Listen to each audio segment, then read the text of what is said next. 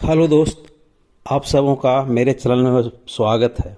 मैं आज पूर्वोत्तर भारत के एक ऐसे इतिहास को लेकर आया हूं आपके बीच जो किसी प्रकार से पश्चिमोत्तर भारत या भारत के किसी भी क्षेत्र के से कम महत्व का नहीं है। ये पूर्वोत्तर भारत में अहोम राज का ही राजकाल था उस समय। तो उसी समय एक उनके सेनापति थे लचित बोरफुकन, जिनका इतिहासकारों ने तुलना पूर्वोत्तर का शिवाजी से किया गया है।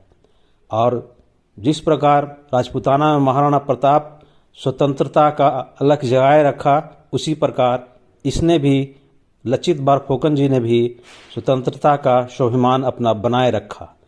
और मुगलों के साथ संघर्ष में, जबकि मुगलों को एक विशाल सेना लेके पहुंची थी, उस सेना को अपने स्वाभिमान और मजबूत इरादों के साथ बुरी तरह से विफल कर दिया और भागने पर मजबूर कर दिया।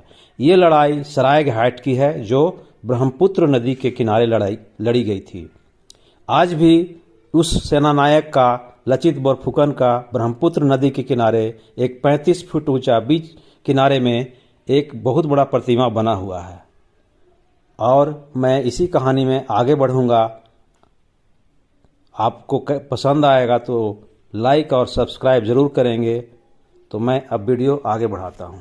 सरायघाट का युद्ध सन 1671 में मुगल साम्राज्य, जिसके सेनानायक बन के आए थे कछवाहा राजा राजा राम सिंह प्रथम, और अहोम साम्राज्य लचित बोरफुकन के नेतृत्व के बीच ब्रह्मपुत्र नदी पर सरायघाटी, गुवाहाटी जो आज असम का राजधानी है, वहीं पर लड़ा गया था। हालांकि कमज़ोर अहम सेना जो थी बहुत कमज़ोर थी, मतलब उनके पास सेना का कमी था, लेकिन उनको शक्ति और स्वाभिमान बिल्कुल बहुत ऊंचा था, जिसके बल पर उन्होंने पूरी तरह से रणनीति और मनोवैज्ञानिक युद्ध कौशल से मुगल सेना को हराया था। तो मैं आज वीडियो शुरू कर रहा हूं, आप वीडियो में बने रहेंगे। राजा राम सिंह के नेतृत्व में अहोम साम्राज्य के नायक लचित बोरफुकन के बीच में ब्रह्मपुत्र नदी पर सरायघाट में एक युद्ध लड़ा गया था, जिसे सरायघाट का युद्ध कहते हैं। हालांकि कमजोर अहोम सेना ने बेहतर रणनीति और मनोवैज्ञानिक युद्ध कौशल से मुगल सेना को तितर बितर कर दिया। चूंकि इनके पास एक और प्लस पॉइंट था कि इनका जो जल सेना था बहुत ही मजबूत थे। इनके सैनिकों अहोम राज्य के सेना को जल में भी युद्ध करने का बहुत ही अनुभव था, और मुगल सैनिक बिल्कुल जल युद्ध करने में असमर्थ थे। तो ये भी एक बड़ा प्लस पॉइंट था अहोम राज्य के पास। तो मुगलों द्वारा असम में अपने साम्राज्य विस्तार करने के प्रयास में अंतिम लड़ाई लड़ी थी। भारतवर्ष का इतिहास लचित बोरफुकन जैसे वीर सपूतों के शौर्य और वीरता का महाआख्यान है।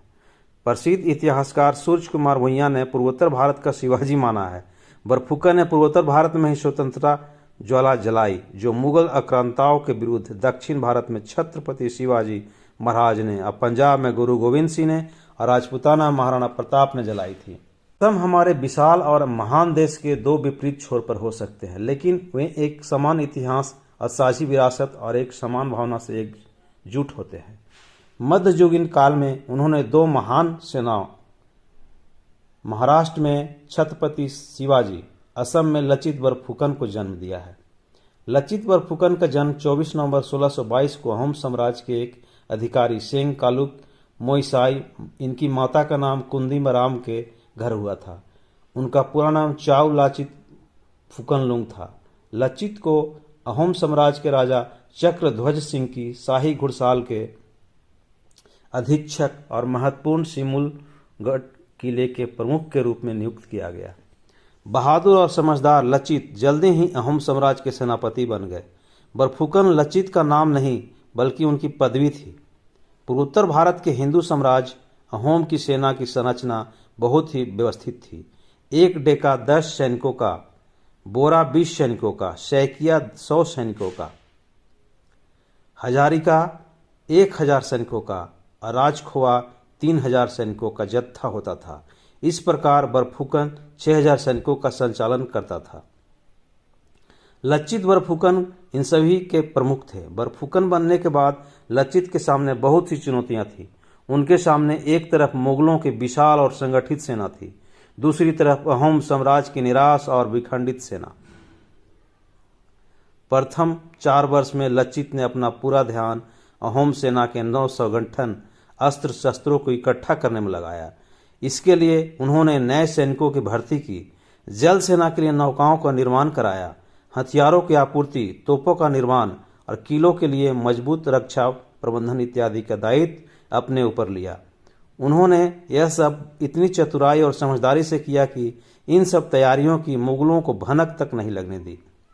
लचित की युद्ध कला एवं दूरदर्शिता का दिग्दर्शन मात्र अंतिम युद्ध में ही नहीं हुआ, अपितु उन्होंने 1667 में गुवाहाटी के ईटाकुली किले को मुगलों से स्वतंत्र कराने में कुशल युद्ध नीति का परिचय दिया। मुगलों ने फिरोज खान को फौजदार नियुक्त किया, जो बहुत ही भोग विलासी व्यक्ति था। उसने चक्रध्वज सिंह को सीधे सीधे असमिया हिंदू कन्याओं को भोग विलास के लिए अपने पास भेजने का आदेश दिया। इससे लोगों में मुगलों के खिलाफ आक्रोश बढ़ने लगा। लचित ने लोगों के इस आक्रोश का सही प्रयोग करते हुए इसी समय गुवाहाटी के किले को मुगलों से छीनने का निर्णय लिया। लचित के पास एक शक्तिशाली और निपुण जल सेना के साथ समर्पित और दक्ष जासूसों का संजाल भी था। लचित ने योजना बनाई, जिसके अनुसार 10-12 सिपाहियों ने रात के अंधेरे का फायदा उठाते हुए चुपके से किले में प्रवेश किया। यह शिवाजी वाला नीति है, और मुगल सेना की तोपों में पानी डाल दिया। अगली सुबह ही लचित ने ईटाकुली किले पर आक्रमण कर उसे जीत लिया।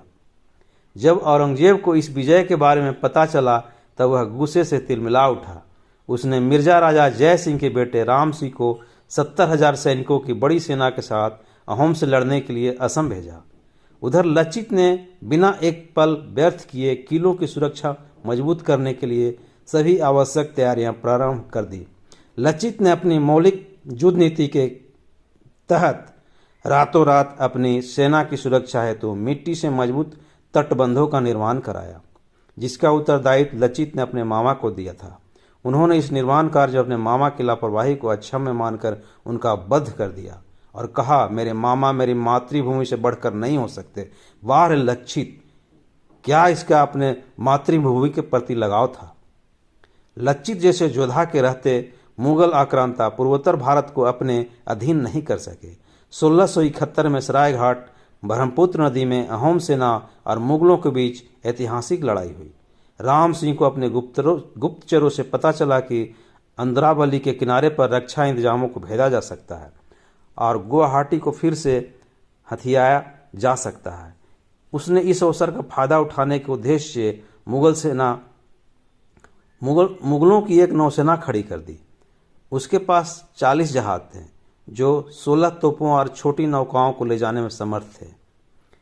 यह युद्ध उस यात्रा का चरमोत्कर्ष था, जो यात्रा 8 वर्ष पहले मीर जुमला के आक्रमण से आरंभ हुई थी। भारतवर्ष के इतिहास में कदाचित यह पहला महत्वपूर्ण युद्ध था जो पूर्णतया नदी में लड़ा गया तथा जिसमें लचित ने पानी में लड़ाई नौसैनिक युद्ध की सर्वथा नई तकनीक आजमाते हुए मुगलों को पराजित किया। ब्रह्मपुत्र नदी का सरायघाट इस ऐतिहासिक युद्ध का साक्षी बना। इस युद्ध में ब्रह्मपुत्र नदी में एक प्रकार का त्रिभुज बन गया था, जिसमें एक ओर कामाख्या मंदिर, दूसरी ओर अश्वक्लांता का विष्णु मंदिर और तीसरी ओर ईटाकुली के किले की दीवारें थीं। दुर्भाग्यवश लचित इस समय इतने अस्वस्थ हो गए थे कि उनका चलना फिरना भी अत्यंत कठिन हो गया था, परंतु उन्होंने बीमार होते हुए भी भीषण युद्ध किया। अपनी असाधारण नेतृत्व क्षमता और अदम्य साहस से सरायघाट की प्रसिद्ध लड़ाई में 4000 मुगलों सैनिकों को मार गिराया और जो मुगल बचे थे नदी में कूद गए। तैरना तो उन्हें आता नहीं था, सब तैराक थे नहीं। बहुत से मुगल पानी में बह गए, डूब गए। और इनके जो एक और हेड था वो अपना हुक्का गुड़गुड़ा रहा था, उसको भी इन लोगों ने पीछा करके मार डाला। तो ऐसे थे हमारे पूर्वोत्तर में भी जो शिवाजी से कम नहीं थे या महाराणा प्रताप जैसा ही शौर्य दिखाया और मुगलों को पीछे हटने के लिए मजबूर कर दिया। तो ये कहानी आप लोग को इस युद्ध में अहोम ने अनेक कैसा लगा होगा इसके बारे में आप लोग बताएंगे। इस युद्ध में अहोम सेना ने अनेक आधुनिक युक्तियों का उपयोग किया तथा पनगढ़ बनाने की युक्ति युद्ध के दौरान ही बनाया गया। तुरंत सोचिए, पनगढ़ एक उनको युद्ध नीति होता है, पानी में लड़ाई करने के लिए एक पनगढ़, एक जैसे कि चक्रव्यूह को रचना होता है उस तरह से ये लोग पनगढ़ बनाया। युद्ध चल रहा है, उसी समय ये लोग इस तरह का अपना युक्तियां लगाई। इस युद्ध में अहोम सेना अनेक आधुनिक युक्तियों का उपयोग किया तथा पनगढ़ युक्ति की युद्ध के दौरान ही बनाया गया नौका पुल छोटे किले की तरह काम आया। अहोम की बछारी नाव, जो अपने आकार में मुगलों की नाव से छोटी थी, अत्यंत तीव्र और घातक सिद्ध हुई। इन सभी आधुनिक युक्तियों से लचित की अहोम सेना को मुगल सेना से अधिक सबल और प्रभावी बना दिया। दो दिशाओं से हुए प्रहार से मुगल सेना में हड़कंप मच गया और सायंकाल तक उसके 3 अमीर और 4000 सैनिक मारे गए। इसके बाद मुगल सेना मानस नदी के पार भाग खड़ी हुई। दुर्भाग्यवश इस युद्ध में घायल लचित ने कुछ दिन बाद प्राण त्याग दिए। सरायघाट की इस अभूतपूर्व विजय ने असम के आर्थिक विकास और सांस्कृतिक समृद्धि की आधारशिला रखी। आगे चलकर असम में अनेक भव्य मंदिरों आदि का निर्माण हुआ। यदि सरायघाट के युद्ध में मुगलों की विजय होती तो वह असमवासी हिंदुओं के लिए सांस्कृतिक विनाश और पराधीनता लेकर आती।